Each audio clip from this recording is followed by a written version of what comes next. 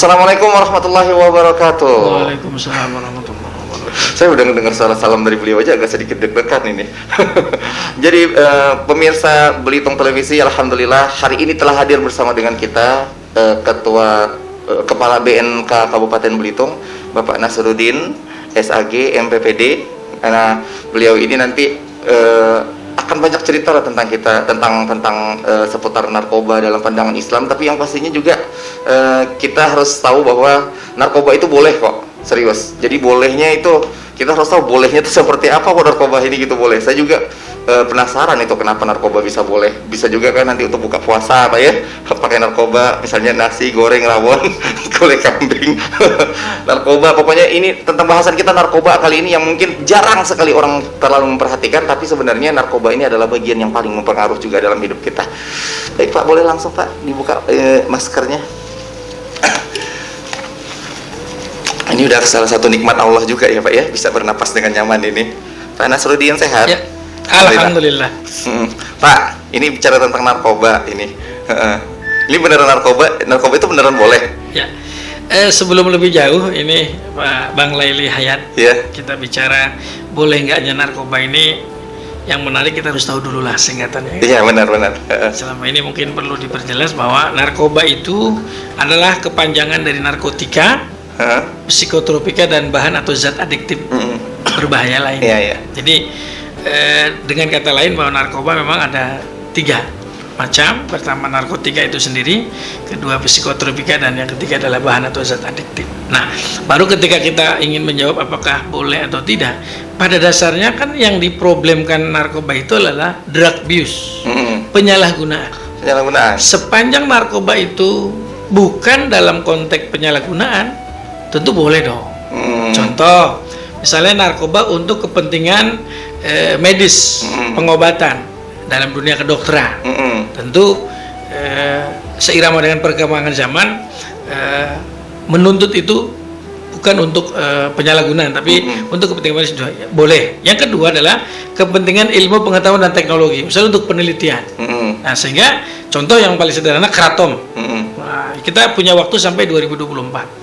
Bagaimana ini mensikapi kratom? Jadi harus kita pahami dan sepakati bersama bahwa pada dasarnya narkoba itu boleh. Boleh ya. Yang tidak boleh adalah penyalahgunaan. Penyalahgunaan itu ya kerjanya. Drug abuse, penyalahgunaan sebenarnya. Jadi obat kalau untuk kepentingan yang sesungguhnya kan tidak masalah. Contoh komik untuk kepentingan obat batuk murni. Tapi kalau minumnya sudah 10, 20, 30, kan ada apa itu di balik itu? Berarti penyalahgunaan di luar batas normal gitu kan. Itu kira-kira Pak. Jadi jangan ditiru ya, itu kalau sesuatu hal yang berlebihan itu nggak enak. Contoh aja kalau kita masak nasi misalnya dicampur garam terlalu berlebihan juga ujung-ujungnya asin. Itu apa yang bisa dirasa? Nah itu juga begitu juga dengan narkoba ya, gitu ya Pak ya. Betul.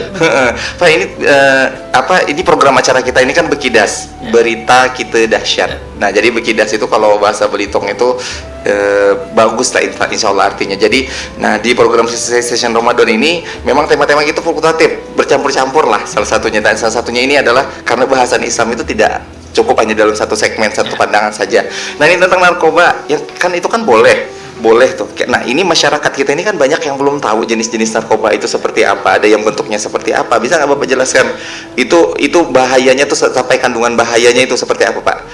Baik, secara detail itu kan sudah dikelompokkan kan ya, narkoba atau narkotika. Jadi yang populer di lapangan kan nggak jauh dari 3 hal lah, apa disebut dengan sabu, ganja, ekstasi. Jadi sebenarnya kalau dengan alasan-alasan yang maaf hanya untuk pengobatan, apa iya ganja bisa untuk pengobatan? Kan gitu ya.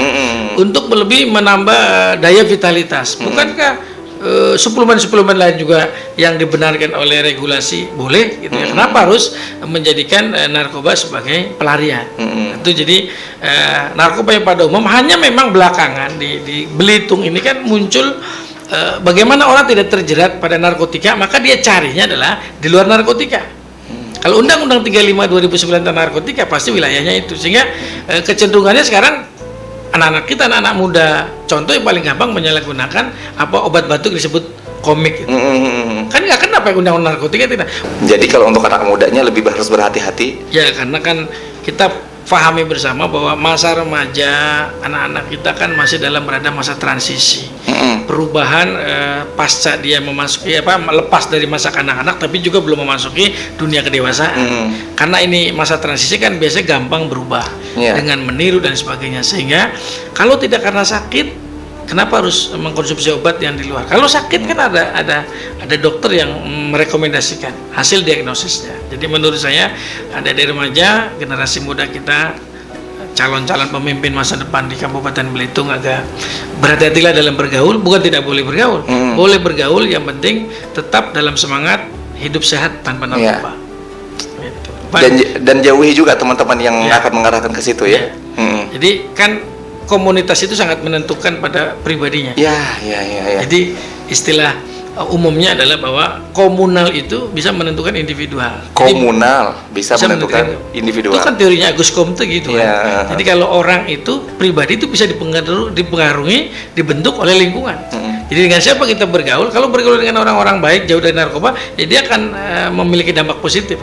Tapi sebenarnya kalau dia bergaul kepada orang-orang yang sudah kena seperti itu, kan tinggal tunggu waktu saja. Kalau nggak Senin Selasa, kalau nggak Selasa Rabu, kalau nggak hari ini esok, kalau nggak esok yang akan datang. Kan itu. Tinggal tunggu waktu saja kan nanti. Nah, kita tidak berharap ke arah sana. Kalau untuk di Belitung sendiri sekarang sejauh ini, Pak, narkoba itu kalau di Belitung ini sudah masuk dalam kategori apa? Kategori sudah parah kah, rawan kah, atau gimana? Ingat bahwa pintu masuk narkoba itu dipengaruhi oleh beberapa faktor. Misalnya sejauh mana lokasi tempat hiburan malam yang ada di Belitung ini, kan itu. Yang kedua kemudian moda transportasi kita yang lebih mengandalkan transportasi laut, dan ingat 2/3 wilayah kita kan dominan perairan. Jadi ini yang barangkali perlu diwaspadai, masuknya narkoba melalui pintu-pintu perairan. Sementara kita tidak bisa menutup mata. Nah, pelabuhan-pelabuhan yang ada di kita kan bisa kita cek sendirilah. Ada istilah-istilah jalur-jalur tikus yang memungkinkan bagi para penyelundup akan memanfaatkan jalur itu. Jadi kalau bicara parahnya tempat hiburan malam, kemudian yang kedua mungkin bisa jadi pariwisata kita juga sekarang sudah dalam kelas yang sangat fantastis, sudah masuk dalam Geopark ini, UNESCO loh yang menilai itu. Artinya apa? Di satu sisi kita bersyukur bahwa anugerah Tuhan yang bernama alam semesta ini harus disikapi dengan rasa syukur, tapi juga harus diwaspadai karena peluang orang luar datang ke sini. Iya, kalau datangnya membawa sesuatu yang positif konstruktif, kalau dia membawanya yang negatif destruktif malah menghancurkan dan merusak. Dan ini peta-peta ini belakangan bahwa yang mengakses layanan rehab juga ternyata tidak sedikit. Misalnya di tahun lalu target kita 30 orang untuk memberikan layanan rehabilitasi rawat jalan, itu bisa sampai 26 orang. Allah. Nah, tahun ini juga target mungkin 30, tapi dari beberapa hari sudah berjalan, kita baru berada dikatakan awal-awal bulan Mei, jumlahnya juga sudah sangat fantastis. Nah, ini kan perlu menjadi sebuah kewaspadaan tersendiri. Dengan kata lain bahwa walau ini belum sedahsyat, belum sekeras, belum serawan seperti daerah di Jakarta di Pulau Jawa, tetapi bahwa peluang itu senantiasa terjadi, sehingga perlulah komitmen kita bersama dalam war on drug, perang melawan narkoba. War on drug, itu komitmen kita dalam rangka apa? War on drug menuju Indonesia bersih narkoba. Maka itu harapan kita. War on drug, apa itu bahasa Inggrisnya? Tinggal lanjut lagi.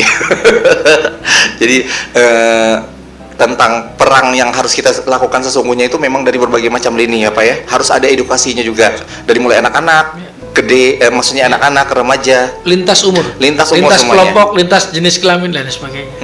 Termasuk lintas stratifikasi sosial ekonomi antara yang level bawah, menengah sampai atas.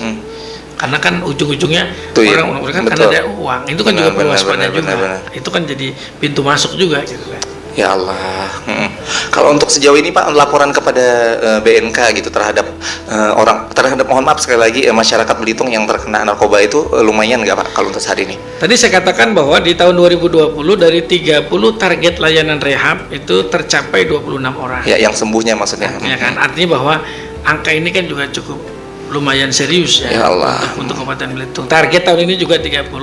Belum lama saya lihat data juga sudah 20 ke atas. Artinya ini kan belum lagi sudah bukan menjadi rahasia khusus, sudah jadi kita buka bahwa belum lama ini kan BNN Provinsi Bangka Belitung juga mengungkap tindak pidana narkotika berada di kawasan Pelabuhan Perikanan Nusantara dengan 3 yang sudah sudah dipublish lah itu kan. Belum lagi kita kemarin menemukan lagi ada anak kita di bawah umur sudah mesan barang yang apa yang disebut dengan tembakau gorila. Itu fakta. Anak di bawah umurnya baru 16 tahun, baru 17 tahun, masa depan dia masih panjang, tapi harus sudah berurusan dengan barang haram yang namanya narkoba. Ini kan jadi keprihatinan kita bersama. Kok bisa gitu ya pertanyaannya? Operasi-operasi razianya Satpol PP yang mengadakan menggandeng pihak BNN juga tidak sedikit obat-obat yang tanpa izin beredar di Kabupaten Belitung. Anak-anak kita yang menyalahgunakan komik, ngelem dan lain sebagainya kan bukan hal yang baru, sudah banyak diungkap oleh Satpol PP ya dalam razia bersama. Masya Allah. Malah di kantor masih ada tuh Bang. 3 kantong plastik lem tuh masih ada. Allahu Akbar. Itu dominasinya di mana? Di Tanjung Pandan atau di dominan Tanjung Pandan. Ya Jadi wilayah Belitung tuh memang fokus kita memang Tanjung Pandan. Jadi Pak Bupati memang sangat wanti-wanti kepada kami agar fokus kita bukan berarti mengesampingkan kecamatan-kecamatan lain, tetapi sebagai ibu kota kabupaten tentu Tanjung Pandan menjadi prioritas dalam fokus kita. Dengan satu jumlah penduduk yang banyak, tingkat keramaian, fasilitas tempat hiburan malam dan sebagainya, adanya di Tanjung Pandan. Betul. Jadi untuk masyarakat Belitung tolong diwanti-wanti juga tentang anaknya. Jadi kita maksudnya jangan hanya peduli terhadap diri kita sendiri ya, karena lingkungan itu akan mempengaruhi orang lain. Dan yang pastinya kalau mau anak orang atau anak tetangga atau anak saudara, ayo sama-sama kita ngerangkul. Karena narkoba ini maksudnya selain bahaya dan lain sebagainya macam, yang paling parah itu adalah itu bisa merusak generasi kita. Jadi jangan ada ketidakpedulian. Jadi masyarakat Belitung ini ada kadang-kadang ketidakpedulian, Pak. Untuk pecandu kita rangkul. Untuk pecandu kita rangkul. Artinya direhab. Iya, direhab. Untuk korban. Tapi untuk bandar, untuk pengedar kita pukul. Itu harusnya. Ya kan? Jadi kalau ketahuan ada yang ngedar, ada yang apa, beri tahu langsung untuk masyarakat Belitung ya. Merangkul bagi siapa? Pecandu, korban. Memukul bagi para bandar dan pengedar, para kurir. Jadi merangkul buat siapa? Buat korban. Tapi kalau bandar kita pukul. Yang kedua tentu mengajak. Mengajak untuk kesadaran kalau sudah kena ketergantungan pada obat ya kita pulihkanlah dengan berbagai macam cara. Karena mereka kan masa depannya masih panjang. Benar. Tapi kalau buat kelompok-kelompok yang ingin menghancurkan generasi Belitung, sebenarnya itu musuh kita bersama. Ya, musuh kita bersama. Jadi siapapun bandar, pengedar, kurir itu artinya sedang bertekad menghancurkan Kabupaten Belitung. Itulah musuh kita bersama. Ya. Makanya war on drugs. War on drugs ya. Jadi masyarakat Belitung juga harus sama-sama saling peduli ini. Satu dengan yang lain harus saling peduli. Apalagi kita akrab dengan religius agama. Mumpung ini bulan Ramadan gitu ya, benar ini bulan Ramadan. Ini kan harus ya Allah. Kesadaran kita beragama sedang dipupuk melalui ibadah puasa kita.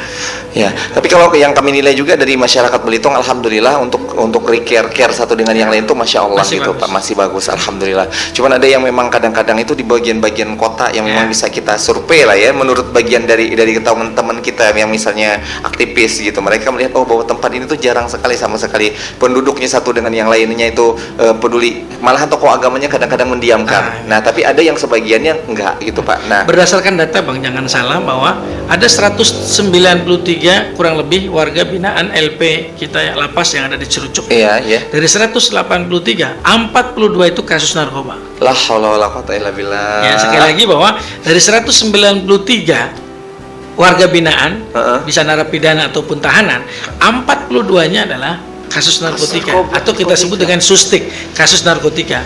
3 cewek, 39 cowok. Artinya apa? Jenis kelamin sudah nggak tidak hanya bicara cowok sekarang narkoba, cewek juga. Tidak bicaranya orang miskin, orang kaya juga. Tidak hanya bicara rakyat jelata, pejabat juga. Ya. Coba kita mau cari. Ini yang disebut oleh Pak Presiden kita Pak Jokowi bahwa Indonesia darurat narkoba. Dan untuk menangani narkoba kata Pak Jokowi perlu cara yang gila, perlu cara yang berani, dan yang tidak kalah pentingnya adalah ayo kita keroyok rame-rame. Saya katakan sekali lagi bahwa siapa yang ingin coba-coba menghancurkan generasi muda Kabupaten Belitung, mereka adalah investasi kita masa depan. Mereka calon pemimpin kita di Kabupaten Belitung. Artinya dia sudah merencanakan kehancuran untuk Belitung. Artinya itu adalah musuh kita bersama.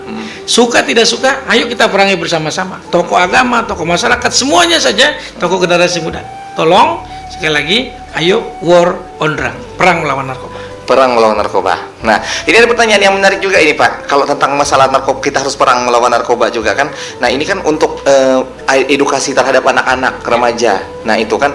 Nah, ini kan segmen kita yang di Belitung Televisi ini kan dari berbagai macam kalangan. Dari orang tua, dari anak-anak, dari remaja. Nah, ini untuk tips untuk orang tuanya gitu. Gimana sih caranya supaya bisa anaknya tuh diedukasi supaya tidak mendekati narkoba? Karena kan kadang-kadang, mohon maaf sekali lagi, orang tua keterbatasan informasi atau mungkin ketidakingin mencari sesuatu gitu ya. Nah, makasih Bang. Kita ada 5 sasaran Bang. 5 sasaran di dalam mengedukasi mereka. Pertama adalah pelajar. Kedua adalah mahasiswa. Ketiga adalah keluarga. Keempat adalah pekerja. Kelima adalah kelompok masyarakat. Jadi, dan ini semua sudah menjadi program prioritas nasional. Kabupaten Belitung harus juga ikut bersama-sama untuk mewujudkan ketahanan keluarga anti narkoba. Jadi para orang tua harus menjadi contoh teladan yang baik. Para orang tua harus punya waktu, punya strategi dalam rangka mengarahkan dan mendidik anak-anaknya untuk tidak menyentuh barang haram yang bernama narkoba. Jadi ada 5 tadi ya yang diposisikan. Masya Allah, tabarakallah. Ini Pak, pesan-pesan kita ini kan sudah masuk segmen-segmen yang mengerucut lah. Nah, ini ada nggak satu pesan yang sangat nendang sekali ini untuk masyarakat Belitung gitu? Ya, karena ini momennya puasa sebenarnya tepat banget Bang. Saya sering katakan kalau kata Pak Bupati kan identik Belitung itu dengan pantun, ya kan? Jangan lupa itu, baik di opening ataupun closing, kan gitu. Amalkan puasa, tingkatkan takwa. Amalkan puasa, tingkatkan takwa. Jangan terbuai godaan dunia. Mari wujudkan keluarga bahagia sejahtera. Ayo perangi narkoba bersama-sama. Masya Allah. Siapapun dia, siapapun dia ya. Oke, kita akan kembali lagi setelah komersial break yang satu ini, karena di segmen yang selanjutnya kita langsung ke closing ya. Closing statementnya langsung dari Bapak dari Pak Nasruddin selaku Ketua BNK Kabupaten Belitung. Jangan kemana-mana.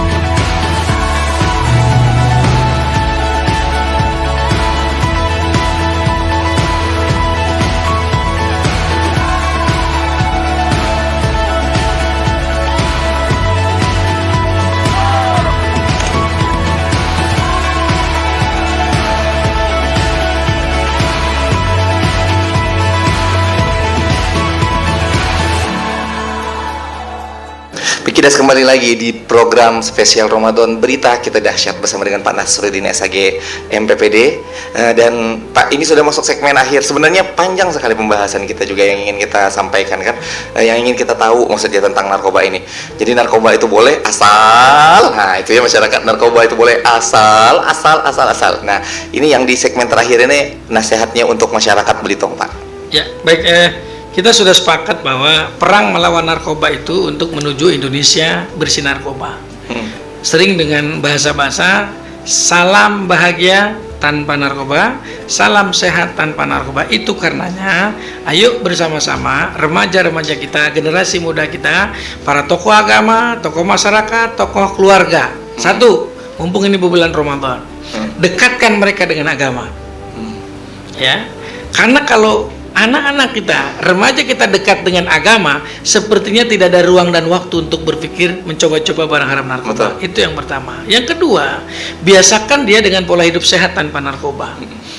Makanannya, minumannya, benar-benar yang bahasa agamanya adalah halalan thayyibah, sehat dan bermartabat atau bermanfaat. Yang ketiga, kembangkan bakat positif pada anak-anak kita yang suka olahraga, yang suka seni, yang suka kegiatan-kegiatan yang positif, itu hendaknya dikembangkan. Mungkin olahraganya, mungkin seninya dan lain sebagainya. Dan yang keempat, tidak kalah pentingnya, orang tua harus jadi role model, contoh teladan yang baik.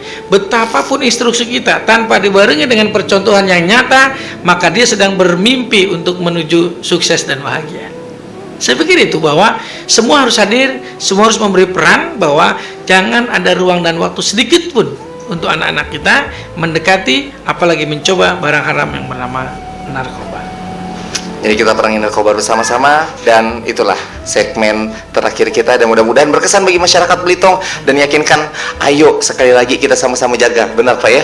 Jadi kita jangan hanya dengan keluarga kita, tapi dengan orang sekeliling kita. Jadilah orang-orang yang peduli terhadap sesama. Khairun nas anfa'uhum linnas, sebaik-baik manusia adalah manusia yang bermanfaat untuk orang lain. Selain bermanfaat dengan orang lain, ada 6 hal dari kewajiban hak dan kewajiban muslim satu dengan yang lain. Pertama itu adalah memberi salam dan menjawab salam. Kedua itu adalah ketika bersin ada yang menjawabnya, alhamdulillah, dan ada yang menjawabnya. Yang ketiga, ketika misalnya menasehati dan diberi nasihat, itu adalah hak dan kewajiban muslim. Yang keempat, kalau ada undangan wajib untuk kita datang, kalau kita bisa hadir.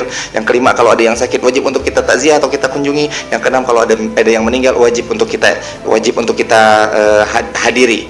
Nah, mudah-mudahan 6 kewajiban itu, hak dan kewajiban muslim satu yang lainnya, tidak melupakan kita yang berfungsi sebagai perannya sebagai khalifah di muka bumi ini untuk menebarkan rahmatan lil alamin.